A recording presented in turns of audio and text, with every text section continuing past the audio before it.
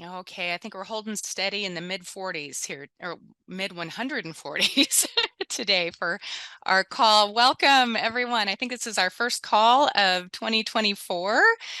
For those of you just joining us for the first time, welcome to your first National ACT virtual meetup. I'm going to start today first by just getting us oriented to the agenda. We usually start off with some brief introductions, and then we'll introduce our special topic. Today, we're excited to have Lorna Moser and Christine Powers presenting on being too assertive or not assertive enough, navigating an important but challenging space with an ACT. And then we'll have about a third of our time focused on open mic. And this is where we'll want to hear from you. What are your questions?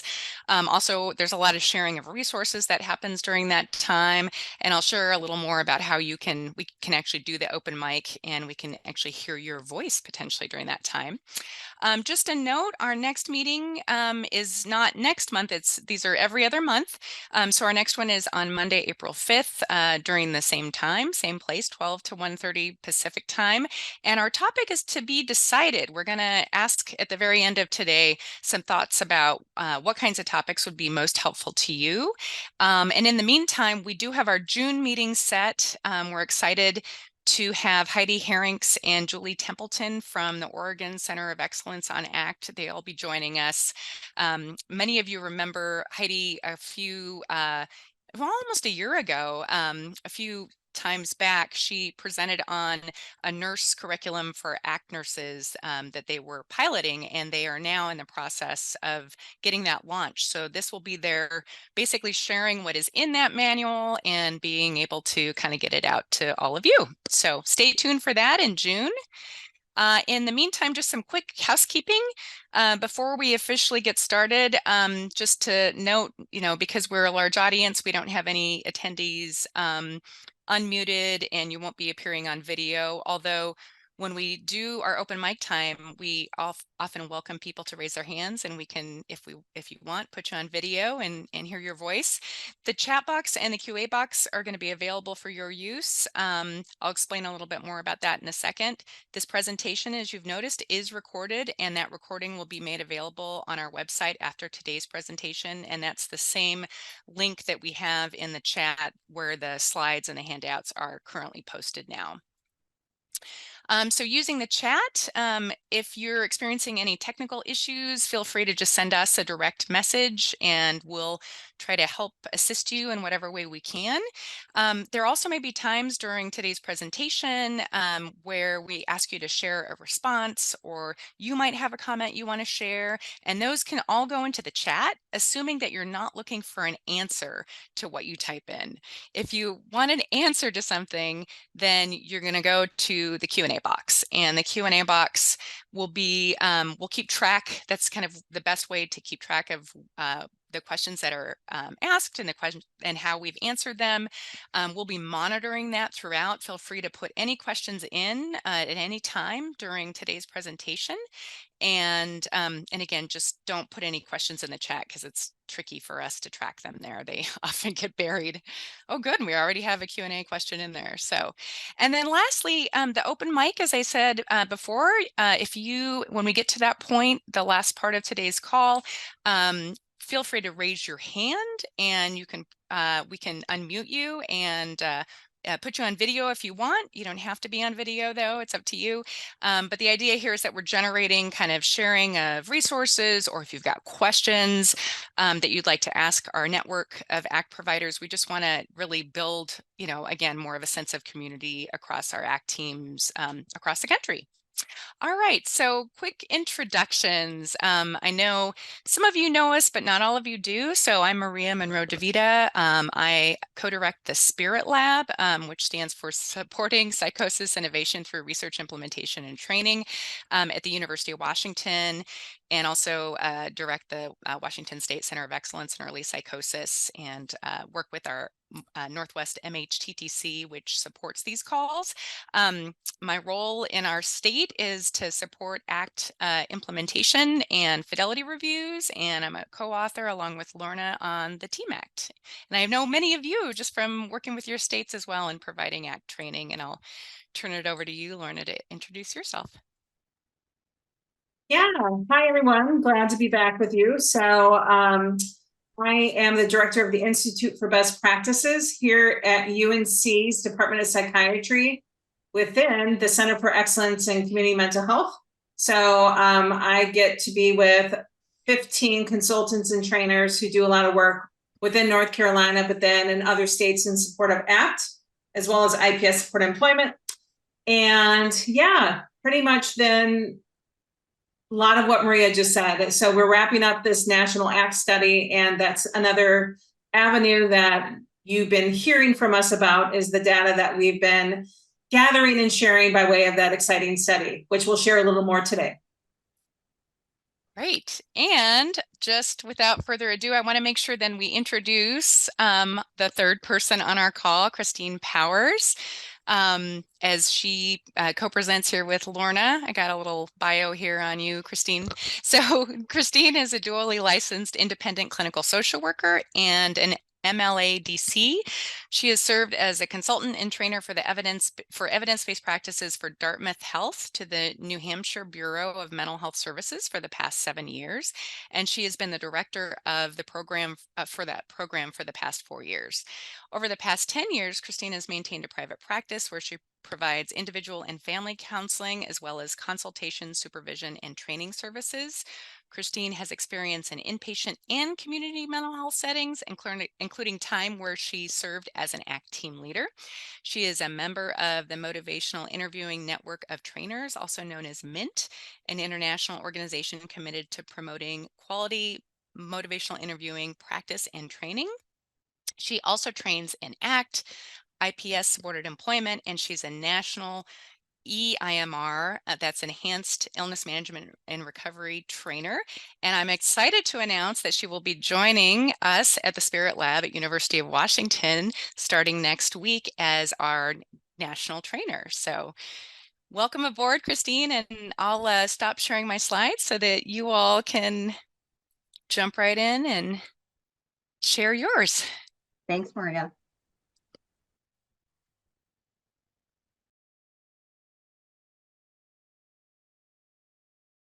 You have to get more adept at where everything is living on the monitors. All right, so we are going to talk about a topic that can be a little bit sensitive because it's a topic that really we could spend a good week together talking through examples and nuances and circumstances. So as the title reads, being too assertive or not too assertive enough. It's ACT, assertive community treatment. So trying to dissect what does this word assertive mean in the context of our work. And everyone's seeing my screen, right? Yes. Okay, so we're going to start with an excerpt from somebody who's receiving or had been receiving ACT services who shared her experience in a publication on the website Mad in America, which is a good website to explore because you're getting the perspective of people in a lot of ways feel like they've been wronged by the mental health system. In some respects, ACT is a worse fate than being in the hospital where there is solidarity and patients help each other. When you're inside, you only have one problem, how to get out. When you're out, you have to deal with ACT, which leads to a host of other problems. ACT members tend to be intrusive and authoritarian. It's chilling to know that anything I do or say will be judged and duly noted in my chart. There is a little incentive to tell the truth, as the very real possibility of a mental health, quote unquote, apprehension is always present. If you weren't aware, ACT is a model that has been criticized as being inherently coercive. It's a model that's been around for 50 years. There's been plenty of times for people to review it, comment, and critique it, and have the experience in various venues. So from your perspective, we'd like to know, why do you think ACT has been called out as being inherently coercive? What is it about the model? So we're going to ask you to use this website called Poll EV to gather your responses, and this way you can see each other's responses too. So if you are tech savvy, you have mastered the QR code in your life. You know how to use that camera and capture it. But if you're not, and that's okay, You can go to this website of Poll EV at the very top, pollev.com/Lorna M. That would connect you. You can also send a text if you want. You would send the message Lorna M to the phone number 22333. So there's 3 ways to connect to this poll. So we're going to sit here for a moment and give you a chance to give some thoughts. If you share them in the chat, we may be able to catch it. It's more organized if you have a way to interact with Poll EV so we can all see each other's responses. So I'll leave it with the instructions up, wait for some ideas. Right now, from what it says, nobody has given a response yet because you're thinking deeply, I know it. So the question is, ACT as a model has been criticized as being inherently, here they come, 2 have responded. That's my kind of validity check that you can actually interact with the poll. So got 3 responses. I'm going to pull it up so we can start seeing what people are saying. Daily med deliver may feel like too much because we are assertive and don't give up. Use of assertive measures like commitment, payship, guardianship. Sometimes I feel like I'm stalking my clients when I can't find them at home. We've been there with you.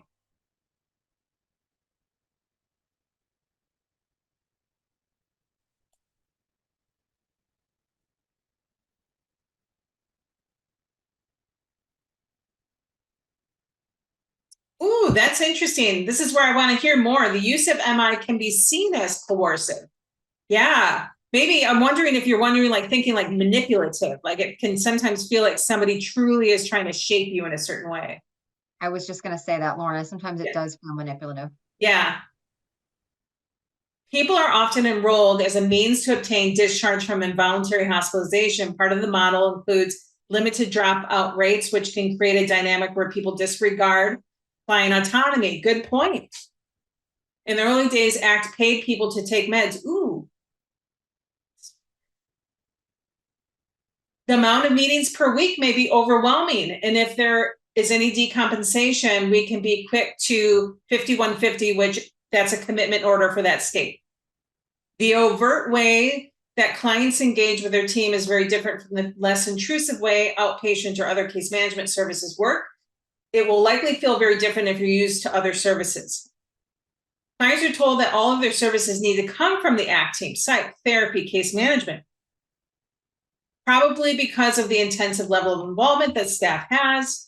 It was intended to replace a hospital environment, so it has a lot of team involvement, frequent contacts, communication. We have hard conversations with members. We keep trying, so that persistence. We're deeply involved in people's lives. We see a lot. We know a lot of intimate things about people's lives by way of our being exposed to their environment, even getting to know their family, dogs, so forth.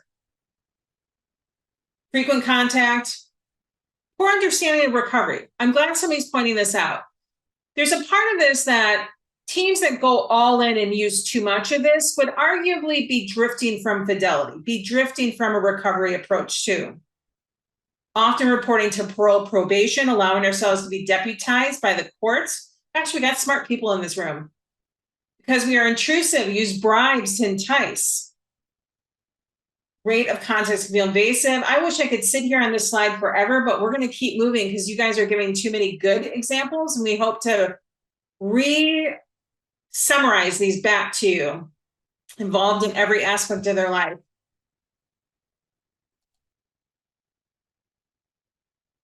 Here's another person's experience.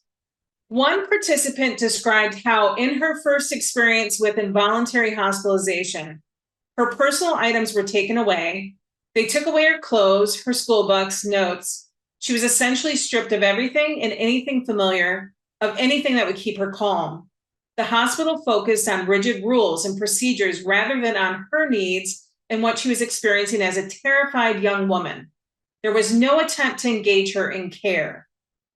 How might this woman feel about mental health care after this experience? So we're going to gather some new responses from you. How would she feel about that experience in an inpatient setting as she comes out to get care from in an outpatient setting?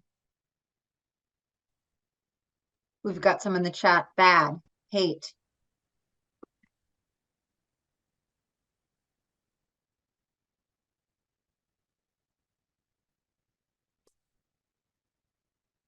Lack of trust. Apprehensive, untrusting. Bad Fear, experience. demoralized. Angry, unsupported. Negatively. Wouldn't want to go back. Lonely. Distrustful. Scared to admit she needs help due to fear of hospitalization. Yeah.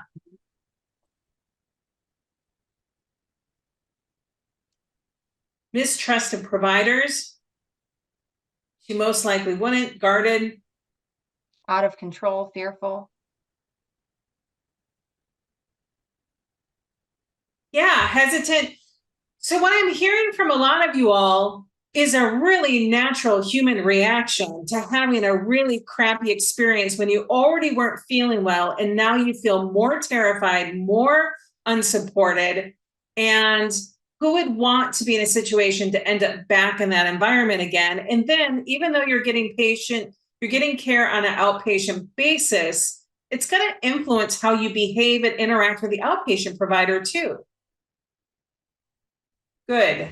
So within ACT, there's this tension that exists for us in a way that it may not exist for a lot of other providers in the community.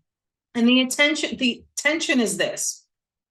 We work with folks who, by definition of who ACT should be serving, are folks who come with a lot of severe challenges related to both their illness and the symptoms, but also the circumstances they're in. And one of our roles is trying to help address those challenges, which at times can come with risks. So we're paying attention to the risks that are there for them in terms of losing housing, a risk of safety for themselves, neglect of care for themselves, risk of safety for others. We're trying to help play a role to tamp the risk down so they can succeed living in the least restrictive environment. But we have this other role, which is building autonomy, independence. We want people to flourish. We want them to move off of ACT. These things sometimes press against each other in a way that creates an ethical quandary that we as a team have to pay super close attention to and always be thinking about. So who do we serve again? So let's just get on the same page. I use the quote that the original PACT founders would say in their training materials: clients in greatest need. This is folks who have significant and persistent challenges with their symptoms. And most often it's going to be folks who have problems related to symptoms with schizophrenia, schizoaffective disorder, and bipolar 1, where mania is an experience that creates a lot of problems in their life in particular. We know that those diagnoses does not mean you need ACT. It means that with those impairments, you have trouble with day-to-day functioning and adulting in your life. You're struggling to keep up with having your own apartment or keeping a job or being able to have relationships and social connections. So we're looking at impairments in that day-to-day adulting skills. Then also you see them intersecting with crisis services and inpatient services at a higher rate. Oftentimes you see challenges related to substance use, being unhoused, involved in the justice system. And also you see a higher risk of experiencing negative consequences when they're not receiving any treatment or services are inadequate. So the level of care of ACT, which is typically the highest level of community-based care, seems to be what makes most sense for this person. Somebody in one of the survey responses made reference to the idea that ACT in some ways is kind of this hospital without walls, which a lot of us cringe at the idea of that language, but really we are the step out of a hospital for a lot of folks. It's the thing that helps them stay out of the group home, the ALF, jail, a grave, hospital. So with that, we're going to work with folks who are clients in greatest need, who sometimes part of why they have such a great need is because they're not consistently receiving treatment. And what I mean by some of that is some folks are not consistently taking medications that are working for them or could work for them if they took it consistently. And for some folks, the reason why they're not engaging in treatment is for whatever reason, they just don't see a need for this treatment or don't find it to be helpful enough that it's worth receiving. Now, a reminder, we are this fixed point of responsibility. We're designed to try to meet a full range of needs within ACT. And somebody called out in the survey responses that in itself can feel kind of like suffocating for people. That could be part of the coercive experience. It's kind of like, yeah, I want to help getting a job, but I really don't like Christine and don't want her helping me get the job. So we have to be attentive to this idea that we're it to meet all these needs, but maybe we're not really bringing it in terms of the way in which they're going to connect with the service provider. So being aware of the ways in which we have to be attentive to our skillfulness, our approach, but also our representation within the team itself. I've met teams where a full team was staffed by all females, and we had nobody that somebody could work with if they didn't prefer to work with a female. I've met teams that were all white Caucasian and serving a huge population of people with color. So part of our awareness is really building out the facets of trying to create opportunities for connection, which will be multi-level for a lot of folks. We're going to get on this point of the use of the daily team meeting shortly, but as we work at this fixed point of responsibility, we're talking constantly, we're sharing information constantly. When it comes to identifying people who are not well engaged in services and what is it we're going to do to help engage them, what are the concerns we have if they're not engaged, those conversations should be happening in that daily team meeting. That is an important use of that space. And just another kind of like grounding us into ACT and what we're talking about, as we're designed to provide all these services with treatment, support, rehabilitation, a piece of it is this outreach and engagement. By design, we are going to serve people who are not eagerly seeking out services. They're going to be in a space of ambivalence. They're going to be in a space of just negative symptoms and not really wanting to do anything. And we have to be creative in the ways in which we're reaching out to them to help them come on board with receiving some support and care. We often say that service retention is really important within ACT because if we're designed to try to meet a variety of needs within the service of the team, I can't help you get and keep this apartment, get a job, help with relationships and social skills to get the partner girlfriend you want, get a pet cat and take care of it, recreational hobbies. I can't help you with those things if I can't create the space for you to see value in our services at all, where you don't want to work with us. So finding ways to retain people in services who really do need the service, and we'll come back to that question again too later, is really important if we're truly going to have impact on all these other spaces within their life as well. And when somebody isn't engaged, there's a chance of them dropping out. So this is some data from the National ACT study. We looked at 200, and in this case, we're looking at teams that scored low on fidelity and high on fidelity, and the box defines what that means here.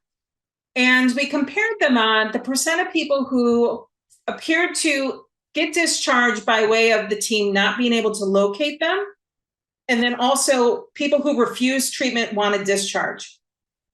So for lower fidelity teams, on average, about 2.5% left the team because the team was unable to find them, compared to high fidelity teams, which were more than half that. So 1% basically left the team because the team wasn't able to find them.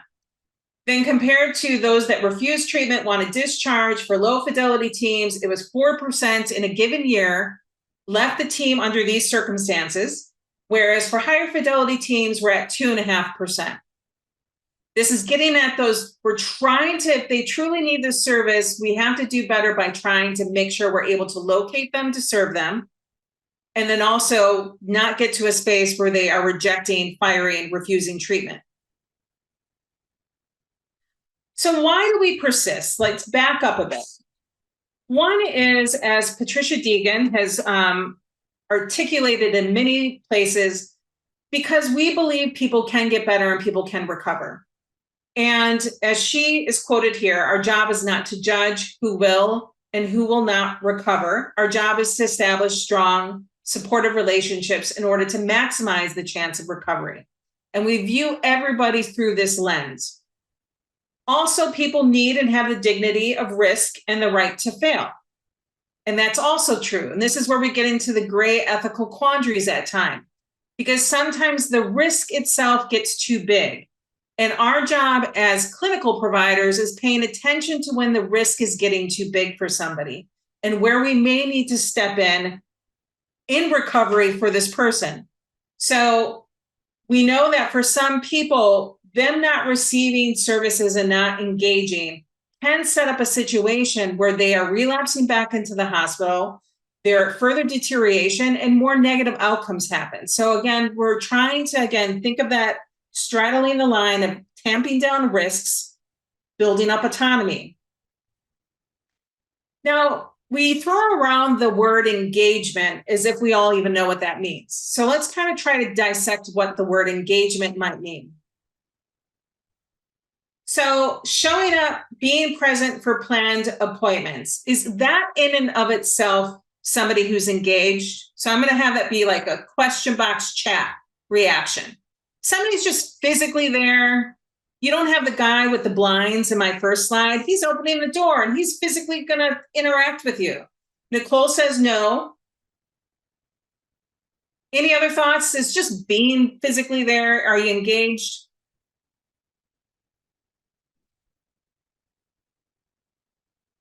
So I would argue it's a necessary condition probably for engagement, but definitely not sufficient. So I bet a lot of us in this work have been with the person who is physically present, but does not seem to be taking anything in that we're trying to offer. So being willing to receive support or treatment, some level of willingness to accept support and help. I would say that that is an important condition around engagement, is some willingness to accept something, but that's the key. What is the something? That's where our person-centeredness needs to come into play, because if they reject what we're offering, we can't just put it on them for being not being engaged. It may actually be a reflection of us because we're not offering the things that they actually are telling us they need and want, and avoiding the things they don't want. So there has to be some ownership when people don't engage, that it actually may be a reflection of what we're missing when we're approaching people. Amy said, when they're physically present, it's an opportunity if they're only physically present. I love that, because it's an opportunity for us to shift and figure out what can we do to pull them back in. Yeah. Hopefully you are operating in an environment where also you have time to engage. So we like to emphasize that ACT as a model is not an acute service. It's not designed to be delivered for 6 months or 9 months or a year. It's supposed to be delivered for as long as you need this service, with us with an eye always towards trying to help people graduate and move off of the model. So for some people, we have time to try different tactics and strategies that work best for them to engage them in services. Also knowing that we're serving people who represent the first person I showed you, who got bad services from an ACT team and didn't have a positive experience. And now that person's with us. And the young woman who was in a hospital, was not treated well. Now she's with us. So we have time to hopefully build trust and rapport. But along with that time, we have to get to know people and their histories too. When they get sick, how bad does bad get for them? Because that information is really important risk information for us to understand what is their margin of engagement or not engaging in treatment, and what does that translate into with possible risks for them? Because that's going to inform some of the strategies we have available in terms of what we're using with more intrinsic, motivational, person-centered approaches versus when we have to go and resort to things we don't like using, but at times it's the thing that helps them stay not in a group home, not back in the hospital, not in jail, and so forth. Another poll for you. What are some reasons for why individuals enrolled in ACT are minimally engaged or disengaged?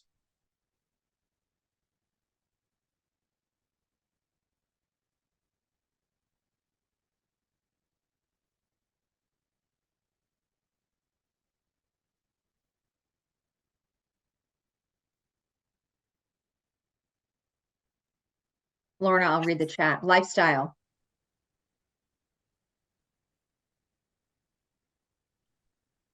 Lack of relationship.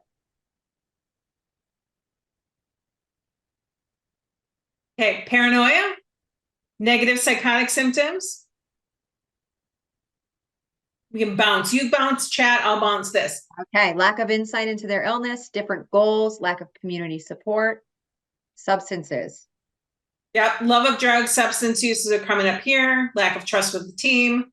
Again, somebody said limited insight into their mental illness. Don't feel like they have a mental illness, therefore won't engage well in court-ordered services and treatment. No Prior negative experiences, feeling misunderstood, severity of the symptoms, feeling forced into treatment. Not connecting to teams, struggling with mental health cycle, medication, feeling alone, not meeting their own goals.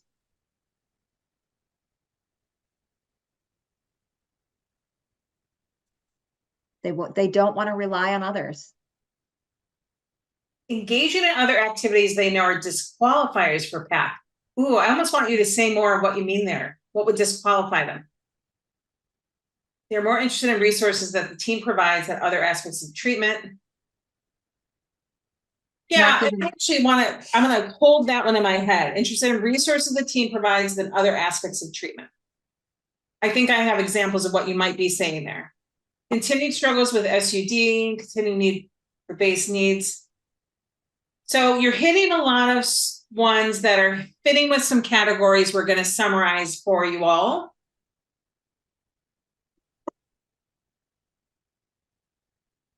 So the court mandate is coming up a couple times where it's just like, I'm here because this court says I need to be here. I know I don't really need to be here. I'm just going to check the boxes to get off the service. Pre-contemplative stage, good. Not being heard, not given choices, may not be fully understanding what outcomes might be, homelessness, don't recognize their need for assistance, denial, feel like they're doing fine. I notice a theme of anosognosia mentioned. Trauma, stigma, they don't want to have a mental illness, and engaging in form acceptance is hard for truth. I'm glad someone brought that up too. If I start receiving treatment, then I must be accepting of this idea I have something that needs treated, which is this awful thing in society, how it gets viewed like schizophrenia. Like there's just this negative connotation to some illnesses and diagnoses. And so the rejection of it is actually pretty normal defense too. Great job. I didn't mean to do that, but I'm going to move us forward here. So to summarize, you all hit a lot of these. Stage of treatment is not matching the stage of change. We're coming at it with a far more action stage than they're at. They don't necessarily see this as the problem to fix in the way that we may be seeing it. Previous negative experiences in the mental health services and distrust came up several times. Stigma was recently brought up as well. Not having a good trusting relationship. So our therapeutic alliance and relationship has been poor. We may not be attending to more immediate needs. I know that in our field, we like to bring up Maslow's hierarchy all the time, but let's bring it up that we're trying to address something a bit higher than the very basic needs. And that's where we need to keep the focus right now is things like the safety of access to food, housing, shelter, safety issues. So we're not really hitting it where it needs to go. There may be logistical barriers that are really getting in the way. This may be the people that we have a hard time locating. So they may be more transient. It's harder to figure out where they're going to be. They don't have access to a phone. things about the symptoms and the substance use. Several people brought up substance use, that people are too far in the throes of substance use, that lifestyle makes it really challenging to get in to provide services. Somebody brought up the example of somebody with significant paranoia as well. Providers may be too focused on deficits. We're not seeing the whole person, and that's devaluing them, and they don't want to continue to receive services from us. It may be things related to cognitive challenges and negative symptoms, somebody brought up as well. So it may not be necessarily rejecting of services. We just have to find a way to create a lot more memory prompt structure and other ways to make sure that we have an opportunity to see them to then engage. Lack of insight was brought up several times too. And I think that's an important one that we often experience. I think the one thing to just comment on is that the extent to which what somebody presents with is lack of insight due to the illness itself, which Christine mentioned the word anosognosia. That can be a thing. It's a thing that I think a lot of people have some dispute about, because it's a condition that when I look at the research, I think is a thing for some people, but I believe some people take anybody who presents as not accepting of having an illness, it's because of the illness itself. And I don't believe that's true.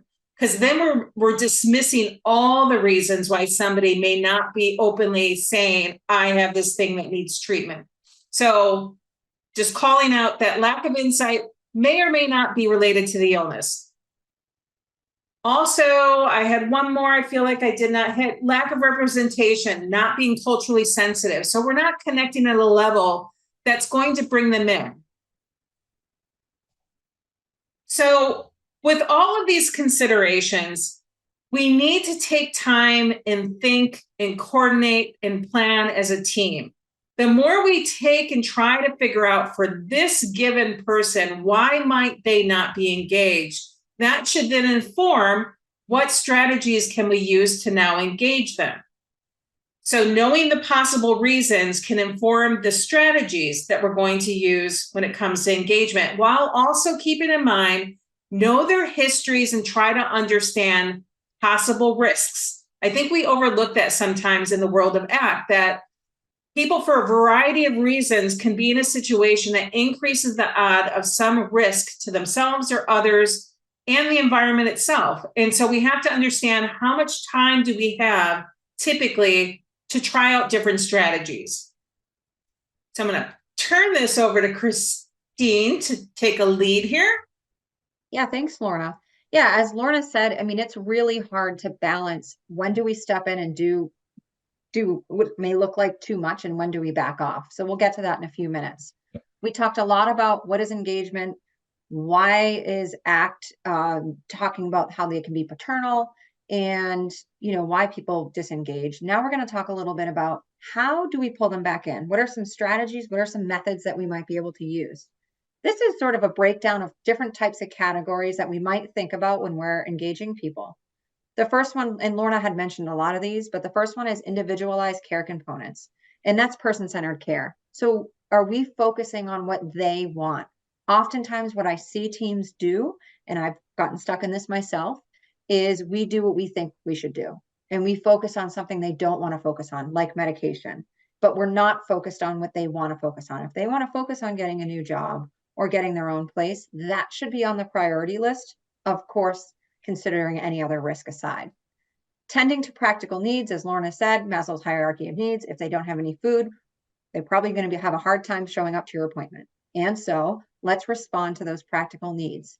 Logistical approaches. Are we meeting them somewhere that they can get to? Are we meeting with them at a time that works for them? If they sleep in the morning, are we asking them to meet us at 8 a.m.? Team-based strategies. As Lorna said earlier, they're sort of locked into us. It's all or nothing. They sort of have to work with us. We're one team, and they might not like all of us, and that's okay. And so are we using the team members in different ways to see who has rapport with this person? Respect the person's decision to say, I don't like that person's approach. Guess what? That's okay. And so are we using people on the team that will be beneficial and that they'll enjoy working with? Using outside resources.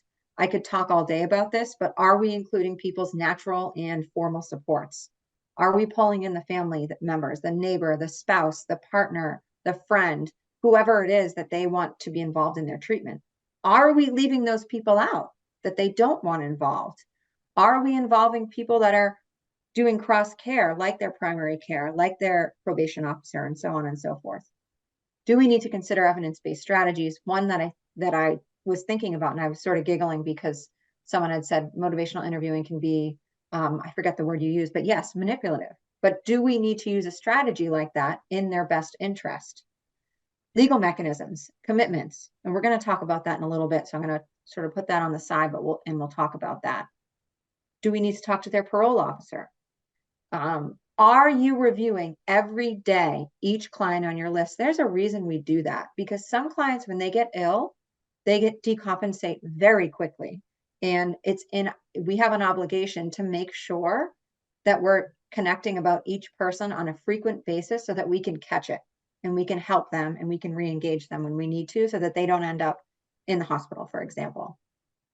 And we're going to get to this, but are we meeting the needs of the people who should be getting ACT? So we'll get to that. Okay, so these are just some examples of some strategies that you might use. We're going to ask for your input in a few minutes here on one of these polls, but these are just some individualized strategies. I like the one that says don't mention meds, because I think that's a mistake that a lot of us make, is that our focus on ACT teams is they need meds, they need meds, and meds. And oftentimes that's the one thing that the person does not want to talk about. And so when we do that, we're pushing people away. So what is it that they want to talk about? And or can you connect the medication to something that's related to whatever their interest is? Do they like coffee?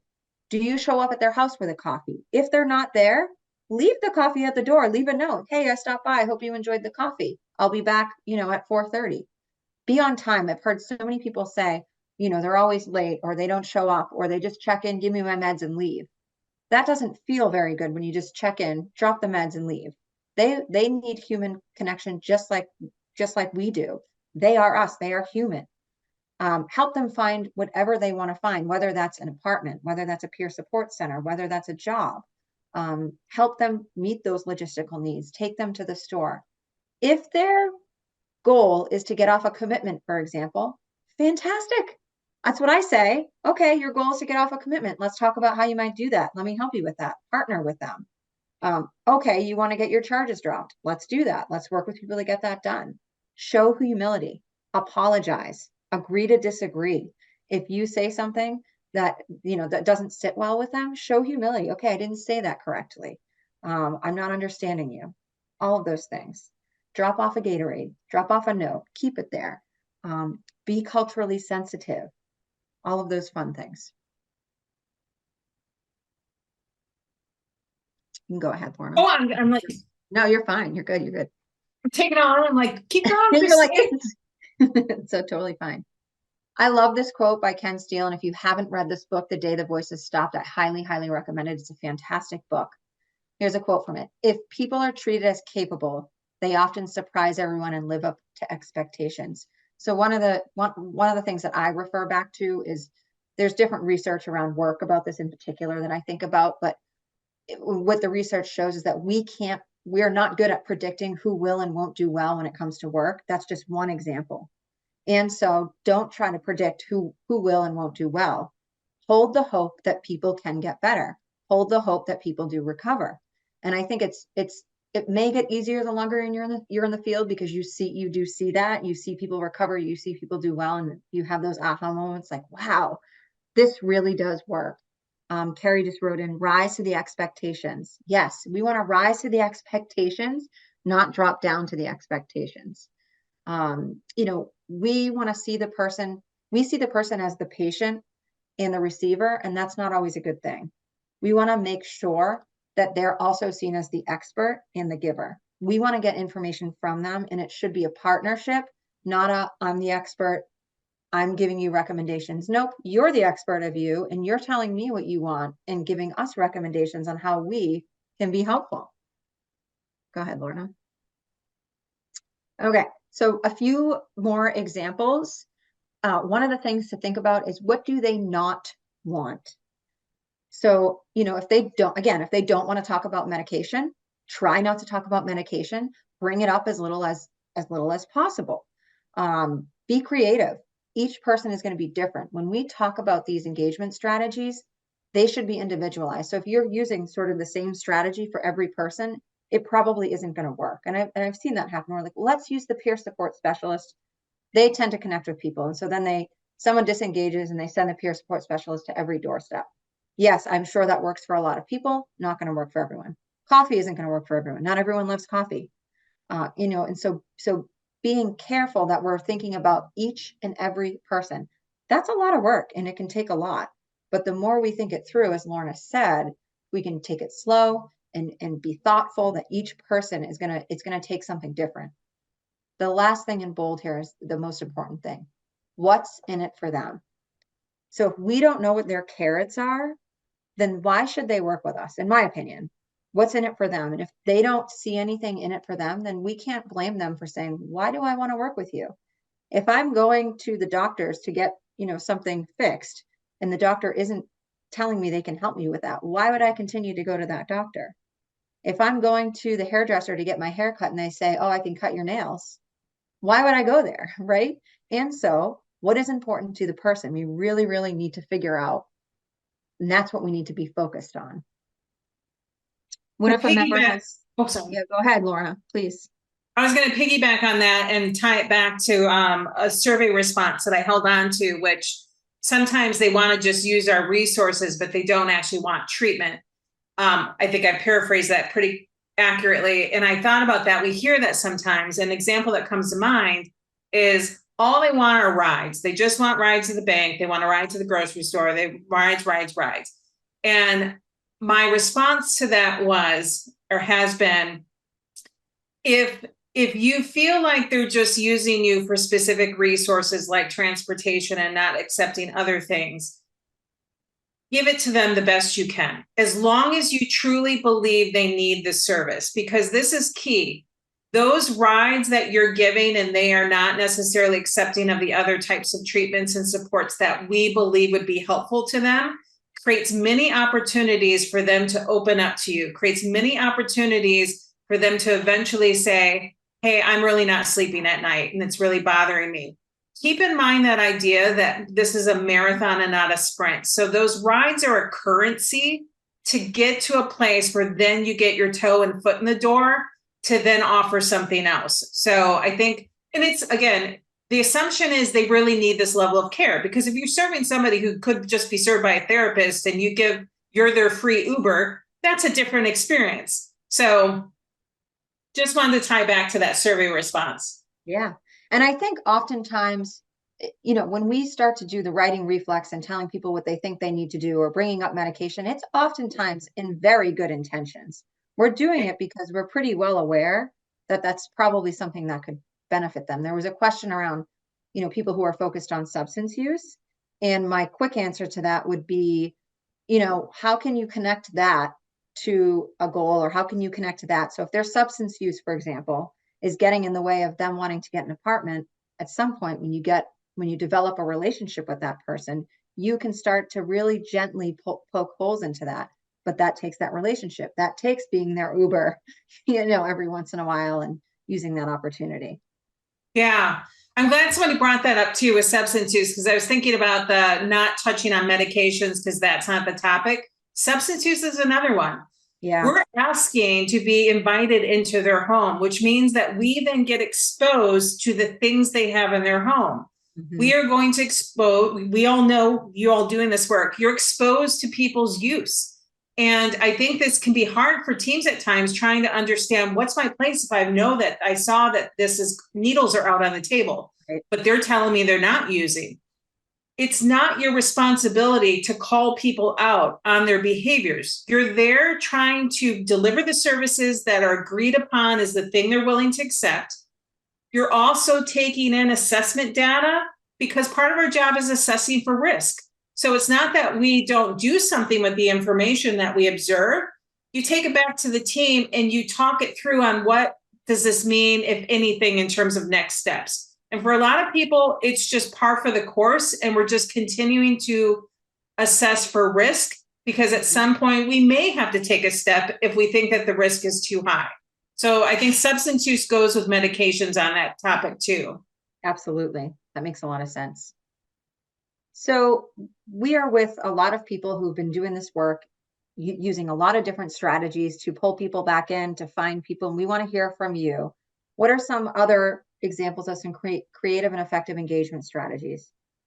And let's think about intrinsic motivation. We're not really looking at right now that the mechanism where we're using harsh engagement strategies like, commitments. We want to hear from you. What are some creative, softer strategies that you might use? Oh, I love that. Sharing dog videos with a client who loves dogs. Walking or completing a parallel activity that's important to them and they don't have motivation to finish, putting in work and showing the client you're invested. Yeah, that also made me think about parallel activity of I call it car therapy. The person's not looking right at you, right? Running groups for socialization and having fun. We did a survey to find out what they enjoy. Yeah, what are their hobbies? Do it with them. Take a walk, play basketball, whatever it is. Explore support and hobbies. Workbooks. Yeah, people like handouts, use handouts. If they don't. Grocery shopping, going to the gym, gardening, watching YouTube. Coffee. Yes, coffee. Art supplies. Giving a client a crock pot to practice healthy diet opportunities. Yeah, and helping them. Oh, I like that. I have offering lunch when they come to group. Food is good for all of us.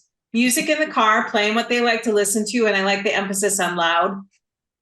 Taking them for walks, dancing in the car, going bowling, going to the movie. Video games, book recommendations, person-centered interventions. For example, going to places like the hair store and using that as an opportunity. Yeah, sometimes I've heard people say like, well, I don't want to take them fishing. That's not therapeutic. Oh, yes, it is. You're going to sit next to them fishing and you're going to use that as an opportunity to talk about things that relate to their recovery goals. It absolutely can be. Doing things together, board games, listening and singing to music, cards, when they show interest on activities, school, walks. Yeah, introducing them to areas in their area. Yeah, letting them be the expert of their own area. Finding common ground. Music. Demonstrate our own patience and compassion. Yes, I would like to bold that. Craft projects. Having the person teach you something. That is great. I love that. Playing video games, chess. It doesn't mean that you're going to sit there and play Fortnite for an hour with the person and then leave. That's not what that means, right? What it means is you might play Fortnite for 20 minutes. They might show you that, and then you connect. Yeah. Free community. Finding cooking a new recipe, teaching like a traditional craft like cedar weaving, art, fair and festivals. Pierre shared her efforts to get to know people over years and build rapport and be an ongoing support. Yes.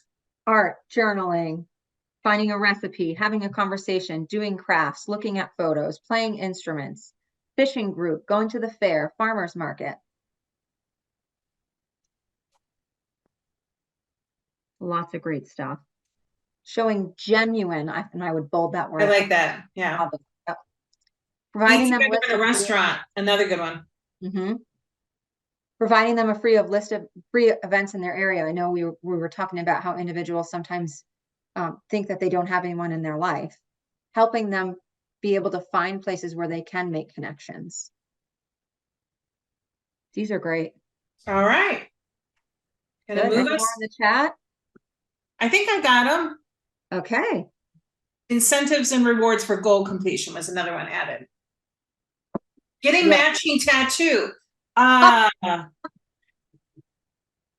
gonna hold my tongue on that one, but that's interesting. What was the tattoo of? Yeah, that is a good question. I'll wait and see if they want to offer in the chat, but I want to know what the tattoo is of. Me too. I'm curious. Okay. So intrinsic motivation, this is where we should really be using this really thoughtfully and judiciously, because we are, whether we want to believe this or not, we are in a position of power. And so we know there are certain things that we can do that aren't comfortable and don't feel therapeutic and don't feel, good on the other end from the person generally. Things like, revoking a commitment, like calling 911 and having an ambulance pick somebody up.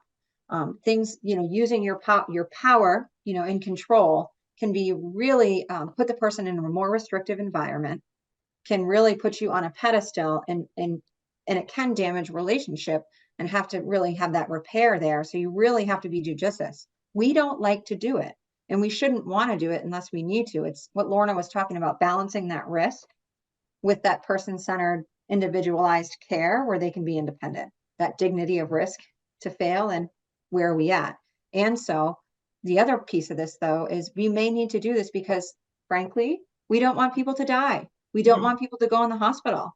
We don't want people to, lose their housing. So sometimes there are good reasons. It's always about, is it in the best interest of the person?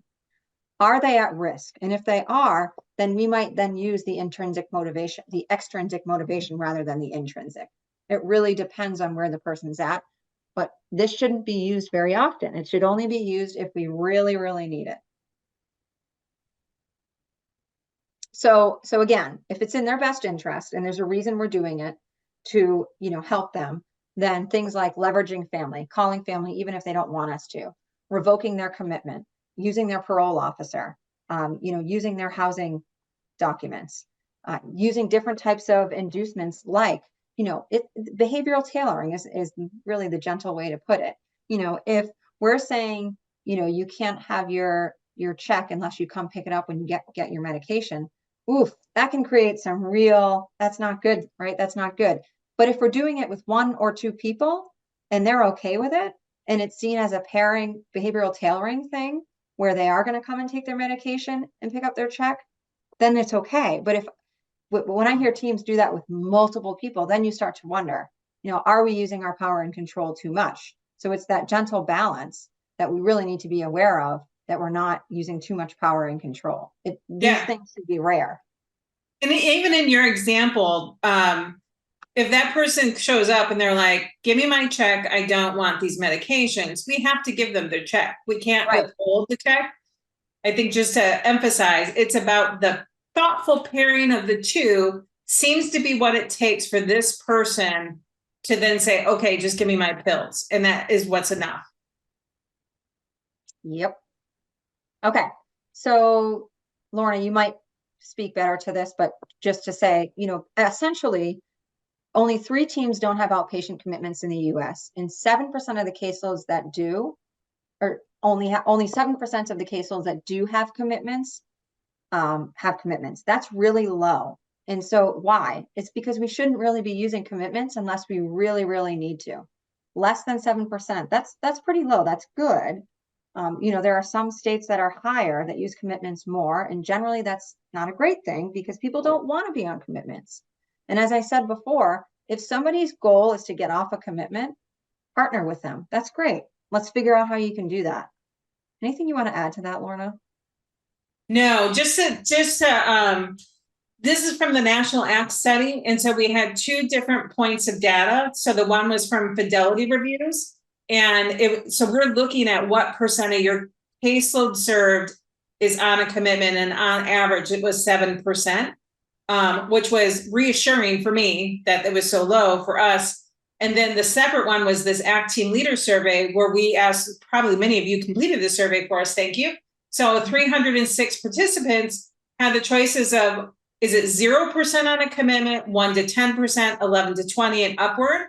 And nearly 2/3 chose 0 or 1 to 10, which corroborates the 7%. So we're in this low range for an ACT team, which I think pushes up against this conception of ACT that some people have that may be outdated, was never accurate to begin with, which is that ACT is necessarily serving tons of people in a very involuntary status. So. Okay. So we want to be thoughtful about the use of assertive engagement. We want to use that rarely and only when we need to. Because ACT has been criticized for being coercive, and it has been, we need to make sure that we're being very thoughtful about which direction we need to go in. And then the other question is, where can you back off? And so if we're showing up at somebody's house 5 times a week and they're saying that's too much, I only want you there once a week, maybe we show up 3 times. Maybe we talk with them and come up with a plan where we try 3 times a week. Are there places that we can back off? Do they have a commitment? Do they really need one? When that comes up to be renewed, do we maybe not renew it, depending on how they're doing? Are we using ACT team meetings to be thoughtful about where we can back off and thoughtful on who's at risk and who's not at risk? So one of the things that we're thoughtful about is, does the person really need ACT? I think we've all seen this before, where there's somebody on the team and they don't need ACT. And they're saying, I don't need ACT. And guess what? Sometimes that's really true. They don't need ACT. Sometimes it's not true. But, you know, questions to think about are, this is sort of just a communication, you know, process by which you can go through to see, does this person need ACT? And this is something that you can do in your team meetings. If the refusal appears to be related to their symptoms, meaning that true anosognosia, they truly have, you know, a cognitive challenge where they really don't see that they're ill, for example, there's no other reason, then that might be a reason that we persist. That might be a reason that we continue to do ACT. But really, if we're lowering our services and that these individuals are doing better, maybe we consider that they don't need ACT. Maybe we try a lower level and see what they do. Also, historical information. Let's not forget that. If we know that that person, you know, goes down the hill really quickly, really fast when they don't have ACT, that's something to consider. The other thing to consider are the consequences of our engagement techniques, whether they're gentle or not. What happens if we stop doing engagement? Are they potentially harmful? Are they going to, you know, hurt someone or themselves? That's another thing to consider. So just to sort of think through a process by which, does this person need ACT? These 3 boxes below that are things that you might consider when you're thinking through that. And I would think about that often. If somebody's saying, I don't want ACT, go through this list to see if they really need it. So not only do you have a great team that thinks about creative strategies for engagement, but those creative strategies for engagement shouldn't just come from your team. They should also be in a place that is written down. Now, why is that? Because I think between all of us in this virtual room, we have come up with at least 100 different engagement strategies, right? Just sitting in this room, these people, there's no way that one single person or one single team is going to remember, for example, 100 engagement strategies. So it's really important to develop a written list of possible outreach engagement strategies. That way you can go down the list. The other reason why that's really important is so that we can use it as history. Meaning, if we go through this list of 50 engagement strategies for Maria, and we find that she's off with her, living with her aunt, you know, 3 towns over, and, you know, we went down the list and we found that out. 9 months later, let's say Maria disappears again, I'm going to go back to that written engagement strategy, and I'm going to say, what did we do last time? And I'm going to say, oh, that's right, she went to her aunt's. And we might skip over a week of engagement strategies because we know, oh, that's what she does when she's not doing well. Call her aunt, and there she is, right? So not only is it because there's so many to think through, but so that we can use it as a history to see what has worked and what has not. And I can show you at the end of this, I'm going to show you an example of a written engagement and outreach strategy document. This is an example right here of just half of the first page. So think about it this way. This is a 3-page document. So if you think about it that way, that's a lot of engagement strategies. And we can't remember all those. So it's important for us to go from top to bottom and think through each one. But the red arrow there, that's the most important thing. And I think if you leave with nothing else, leave with this. It's really, really important that we know what the people want. And it's really, really important that we make sure that we're focused on what the person wants to focus on rather than what we think, balancing that with the risk. Okay, so that's why that's first on the list. But we can show you, we can put that in the chat at the end and show you the full document.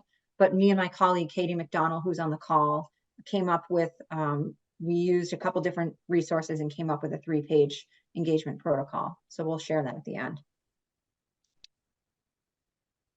Oh. Okay, so yes. So what's the secret to recovery-based assertive engagement? And I love this quote, but people are generally better persuaded by the reasons which they have themselves discovered than those which have come into the mind of others. In other words, we need to figure out, there's a reason why there's a carrot there. We need to figure out what the person's carrot is. not what we think they should do, but what their carrot is. And if there's things that we need to do to keep people safe, we might figure out how it connects to their carrot and connect it that way. The only time we should be doing things outside of what's related to their carrot is if there's risk. And if there's risk, then there are all these strategies, but we really shouldn't be using those unless we really need to. So the secret to recovery-based assertive engagement is making sure we know what the person wants and really, really listening to them. So this is just one of the tools that, in addition to the engagement strategy protocol that we'll share with you, this website, Common Ground, I'm sure a lot of you have heard of that. Pat Deegan, we talked about her at the beginning of this presentation. She is awesome. I could sit here and talk about her for an hour. She's amazing. Look up this Common Ground website, and you can look up some stories. You can look up some tools. I would recommend you look up YouTube Pat Deegan Recovery. You can see her talk about recovery and how to sort of focus on people rather than treatment, if you will. I don't know if there's anything you want to add on that, Lorna. Okay. And then the engagement toolbox, as I think we've already said this, but there should be a range of strategies and they should be focused on each individual and they should be unique. And so what works for one person may not work for another. And we really need to leverage extrinsic motivation with careful and thoughtful rarity, and only do it when we need to, because we don't want clinical negligence, because we don't want someone to get sick, die, go to the hospital, all those really bad things. I think that might be the last slide. We just have one more. I think it is. Oh, yeah, it's your quote here. So this is Maggie, a message from a person with lived experience. What Maggie would say is, don't generalize about people based on their symptoms and mental health issues. Figure out what their goals are and what they want to do in life. Then cheer them on and tell them that it's possible. Listen to their whole story and cheer them on. I love that. Maggie's right. We need to focus on the person and what they want.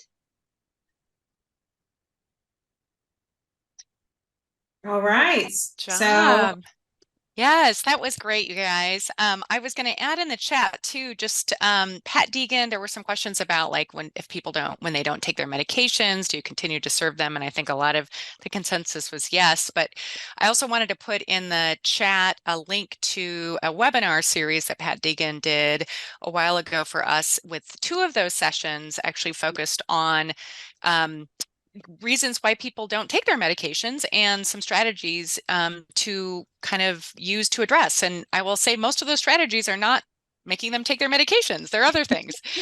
So in alignment with kind of what her real focus. And then the first session is actually on navigating risk, the dignity of risk and the duty to care. So some of the things you guys have been talking about too around where do we draw the line? When do we need to like actually come in and be more assertive?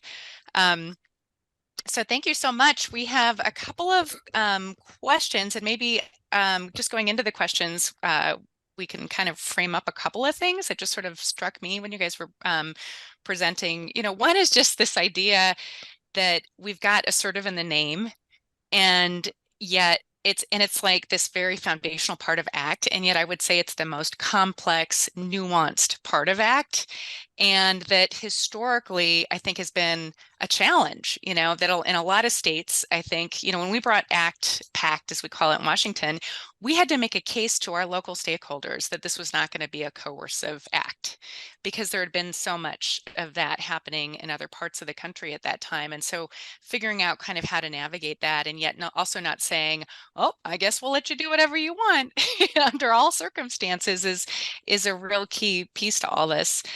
The other things I loved about what you guys said is just there was a lot that harkened back to our last presentation on comprehensive assessment and using kind of better understanding the person, using assessment as a way to just ask the questions, to get to know the person, to get, beyond just these like what they present with, but actually the why underneath. So I put a link to that in the chat. And then I also think so much, relates to person-centered treatment planning too, right? Like it's all goes back to like, what does this person want? What are their, what makes them tick? What helps them to get up in the morning, and tying what you're doing, to that. So, so a couple questions. One, is a question that I think some state standards speak to, and I would love to hear from other people about this.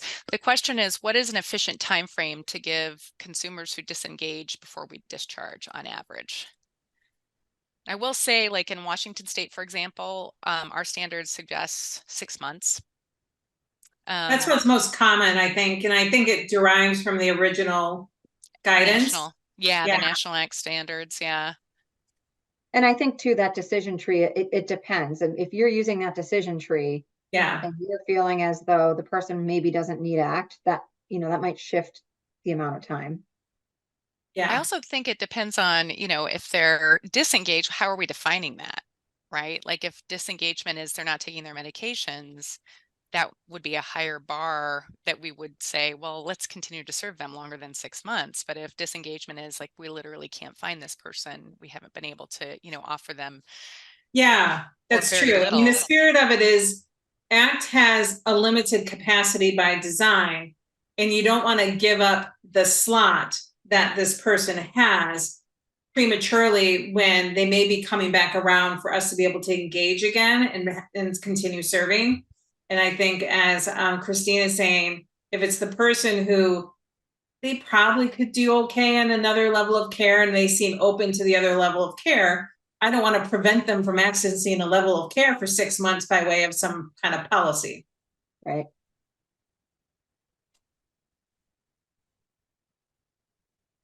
Another question about funding for certain outreach engagement attempts. And I assume the question might be related to if you don't maybe see the person. Yeah. So this would be like if, yeah. Well, one thing I want to, Leah is adding to this, when we're talking about the period of time, like 6 months, it's not a passive period where we're just like, let's see if they come back. We should be having some documentation around our strategies and efforts to engage them before you hit that point of discharge too. When it comes to funding for outreach and engagement, I think it depends on how you are funded and reimbursed. For those of you that have some level of a bundled case rate, there typically are some assumptions built into that rate about the percent of successful contacts you're going to have. So they should be building in a margin to assume that there's some people you're not going to successfully see, so that those costs for the effort are going to be covered per se. The other thing, did you just say, I was actually typing something in here. Did you say anything about a bundled rate? If that would be, yeah, okay, great. Just making sure. Let's see. Okay, and we put in I'll put another link to the slides because I think we had a question about that. Christine, you put in the chat the tracking tool that you referenced. Yeah, the assertive engagement protocol, which you can use that to sort of individualize to your team, how you'd like. That's just our example that we used here in New Hampshire.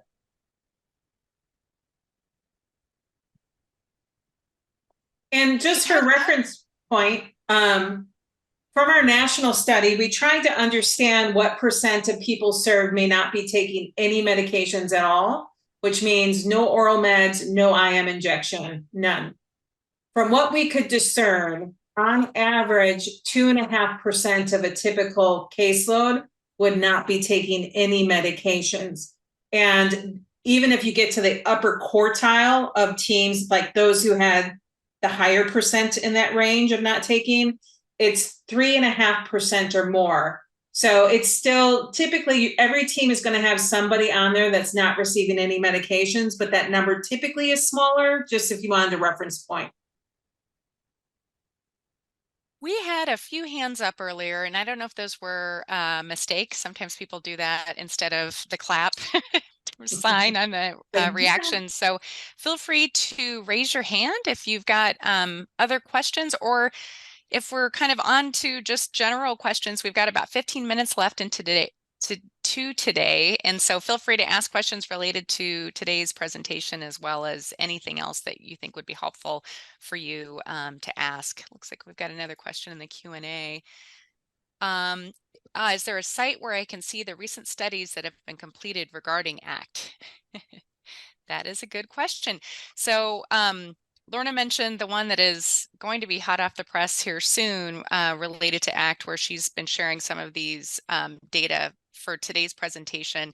There isn't really a site that has the most there really aren't a lot of up-to-date studies. I think that's been part of the problem. There have been, a lot of the studies have been older. You're going to say something, Lorna. There's like a review paper, I think, a couple review papers, but that's pretty much it.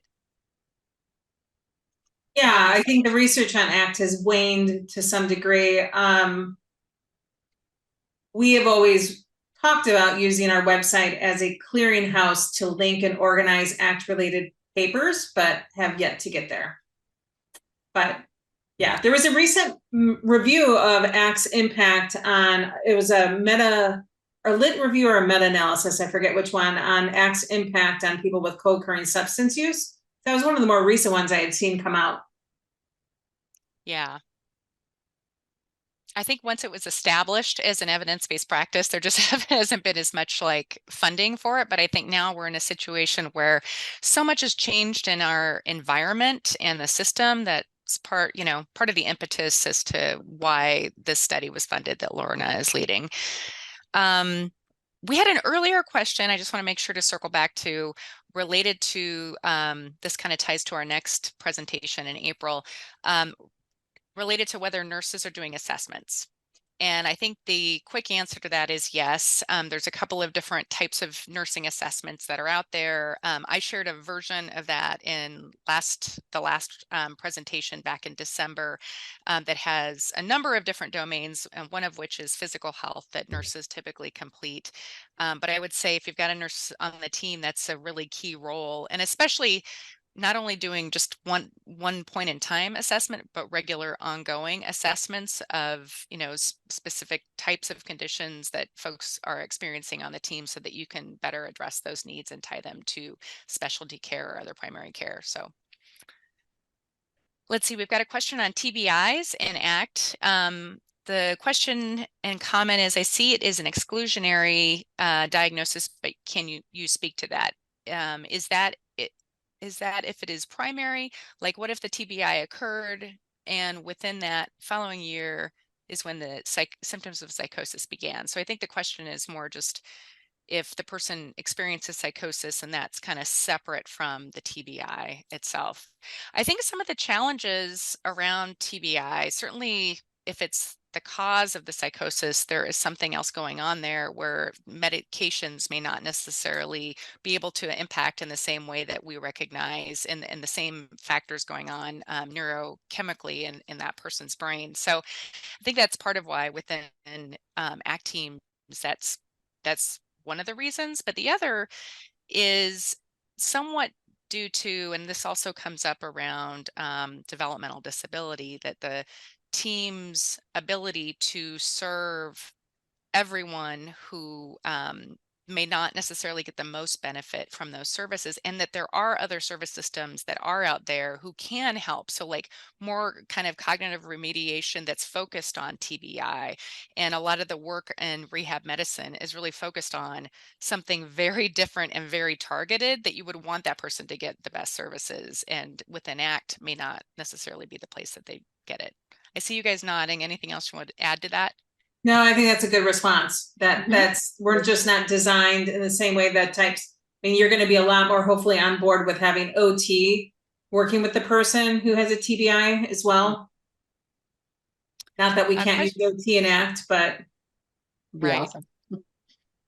Awesome. Question about, is there a website of an example of ACT from start to finish for a client? That's a great question. We have a little bit of that in the 2-hour ACT intro ACT e-primer that I'll put a link to. It's just a very broad brush strokes, but is kind of a good training for anybody who doesn't know what ACT is. And so we require it in our state, for example, before we do actually skills-based startup training. But we chronicle 3 different clients who are at different stages, one of whom is kind of more what we would consider standard ACT, kind of getting the 3 visits a week and, a couple of hours per week face-to-face time with the team. We have one person who is kind of in this earlier engagement phase who may need a lot more outreach and some of the strategies we talked about in today's presentation. And then we have a third client that we kind of go over how different parts of ACT apply to her, and she is in the process of graduating or transitioning to less intensive services. So I'll put that in the chat right now, and see too about some of these other questions. Great. I think Carrie was just commenting on the nurses, and so nurses should assess the whole health of the patient, physical and mental health. More holistic process. Do you guys want to look at the other ones while I type in? Sure. The I see. Could you please go over the stages of change and how an ACT team considers these phases when deciding the eligibility of ACT services? So I think my quick response to that is that stages of change apply to various parts of a person's life in terms of what, and it already comes in with a value judgment of somebody outside of you thinks that there could be a problem. Where are you at in seeing that this is a problem that is worthy of changing? So it could be problems related to symptom management, that it's not, their symptoms are not managed and it's creating other consequences in their life. That it could be around substance use, it could be around grooming and self-care, it could be around isolation and not participating with anybody in community and social. So ACT by design, I'm glad you're asking this because it feels like a simple question, but it actually hits at the heart of ACT, which is we serve people who are often in these pre-contemplative stages by design of being an ACT team. And I think that's exactly why we have this great ethical quandary we're in, is because we're not serving people who are coming in prepared, committed, they're wanting to see some changes. And so we, by design, are serving people in earlier stages of changes around a lot of their circumstances and needs. What we're getting at through the talk is saying somewhere they see something they need and want to change, which could be, I'm tired of being in the shelter and I want some safety and security of my own housing. Can you help me with that? Or it could be the need of, I'm ready to get off this commitment because I'm tired of being under the thumb. So I'm going to help you with that. So part of the person-centered work is figuring out where they're in a place of wanting to have and make a change and get access to something that we can help them with, basically. You have more thoughts on that, Christine, Maria? Yeah, I was just going to say that's part of what this whole presentation today is about, that sometimes ACT is seen as coercive. I mean, one of the reasons is sometimes we don't consider their stage of change, that they're pre-contemplative and we're saying, no, you need ACT. When I think of eligibility, I think of hospitalizations, functioning, homelessness, jail. That stages of change sometimes isn't at the top of the list when we think of eligibility. But what it is how to guide some of the interventions that we might use around when somebody comes on to ACT, how are we going to use that stage of change to guide our interventions? But oftentimes we don't look at that a ton when it comes to, are they eligible for ACT, which kind of is that balance that we've been talking about. Got a question about how are places, so either teams or agencies, managing or addressing the use of digital portals for external providers, and the way that everything is just a lot more digital these days. So who owns the emails or email accounts for clients on ACT that are needed for so many portals and such?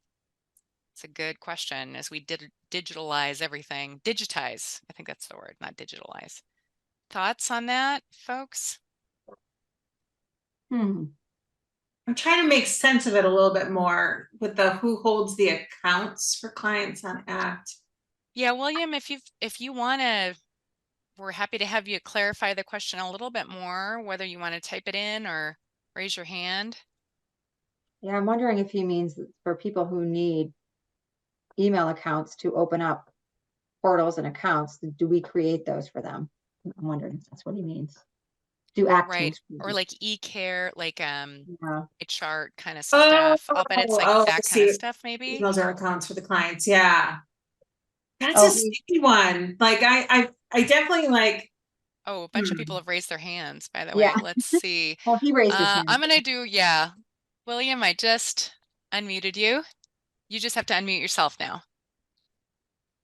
Can you hear me? Yes. Good afternoon. So yeah, it was kind of as Christine was saying, there's for housing applications for like in Alaska, there's a permanent fund dividend that is distributed out to eligible individuals, and all of these things require email accounts, some of them greater levels of complexities and passwords and things like that. And I've tried to keep us from like owning all of those because it's hard to do with staff turnover. Who keeps an eye on all of that. And our team's still pretty young, but we have a lot of clients who really are getting left behind in the digital world. And do we have any kind of plans or suggestions on how to help support that? And I don't know. That's why I asked. No, it's a great question. My take would be I would work really hard for them to have their own secure access to these accounts, but then find ways through rehabilitative strategies to help them keep up with, what password did they set up? Where are you going to write this down? My husband has forever told me to use a password keeper, and I just keep refusing. So I have many strategies of keeping up with my own passwords that are pretty funny. But coming up with ways for them to hold on to the information, work it into your visits, where the team knows for people who are relying on email communication around things, where that's part of the visit, saying, hey, how about we check your email today? I don't need to see what's in it, but let's just see if there's anything in there you need help with me to help understand. And then if they need help prompting with how to log in, it may be that they don't have ease of access to a device. So you're working that into library visits. The team member may just use their phone to say, you can go ahead and sign in, and make it a point to show them that you're not saving their password information and stuff. But I think as much as I could, I would want them to set up that secure access on their own, but then you all work it into the ways in which you're providing supports to them. Yeah, help them get a free smartphone, take them to the library, get them a free Gmail account, doing it sort of beside them and letting them do it, and you guiding rather than pushing or pulling. Thanks, William. Let's see, we don't have a lot of time, but I'm going to go ahead and try to get Sydney. You had your hand up, I believe.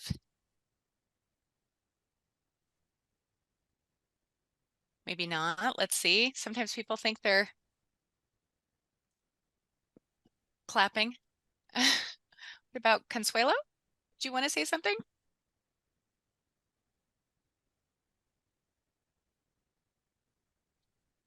No? Okay.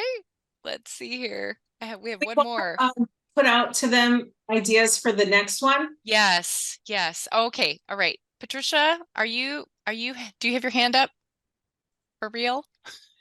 Looks like we got a bunch of people. Okay. Let's see.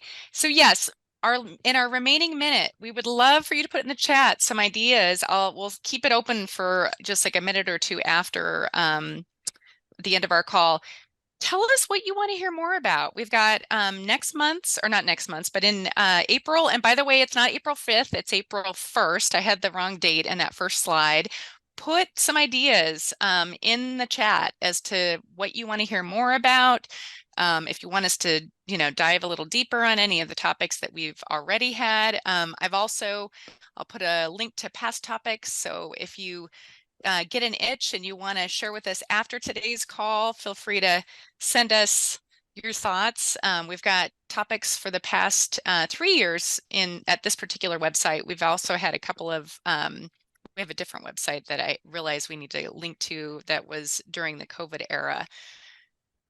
The other thing for you all to know too is that we've got a ACT Psychiatric Care Provider series coming up. So we're in the process of planning that so that we can have that available to your psychiatric care providers. So be on the lookout for that if you are a psychiatric care provider, and if you're not, spread the word to your psychiatric care provider so that they can join us when that comes out. We'll also send it out in the national listserv on ACT too.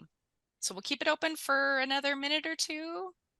The video, we had a question about when will it be available? It should be available in the next day or two. So you can go to that same website I just linked up here that has a list of past topics, and you'll see that the slides and the handouts and then the recording will go there. Great, great ideas. Thank you.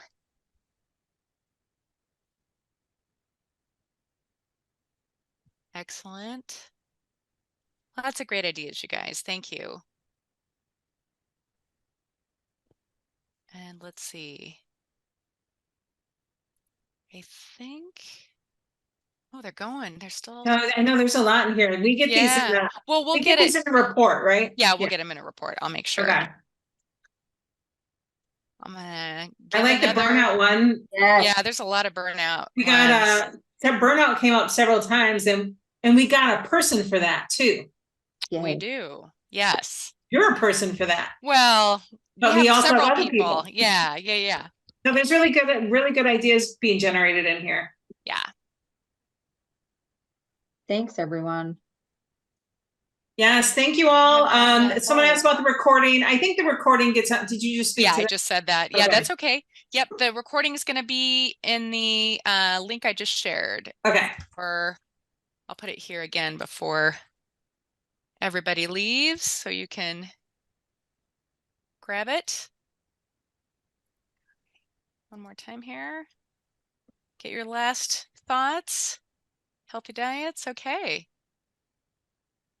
All right. So grab Thank that you all. link and remember to tell us what you thought about today. I thought it was fabulous. I'm not biased at all. And thank you again, and we'll see you all in April. Thanks for joining us again. We'll see you soon. Everyone.